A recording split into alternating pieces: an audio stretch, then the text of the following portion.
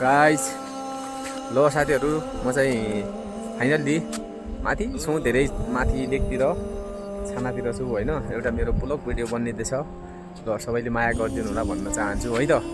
तर भिडियो बनाउन आउँदैन तर पनि अब यसो बनाउन के हो यार, शेष केटाहरू झन् यस्तो उस्तो भनेर हुन्छन्, त्यो भएर झन् बनाउन मन लाग्छ क्या मलाई त।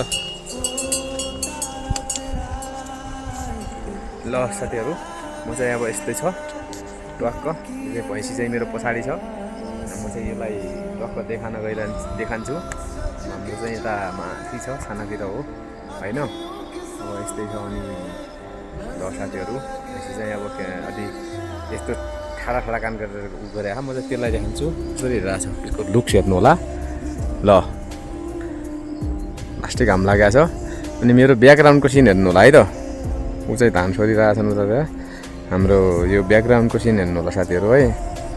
घाम भनेपछि आज चाहिँ यस्तो बोबाल छ हेर्नु होला ल। हेर्नु कस्तो छ, पावर पनि यति छ कि सूर्यको, सूर्य हो नि त ल।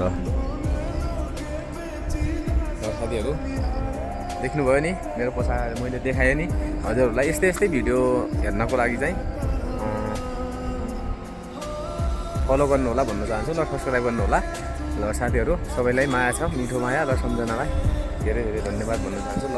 बाई बाई साथीहरू, नयाँ ब्लग हो, मलाई बोल्न खासै आएन, त्यसको लागि चाहिँ माफ गर्नु होला भन्न चाहन्छु है। बिस्तारै बोल्न सिक्दैछु है साथीहरू ल। धन्यवाद।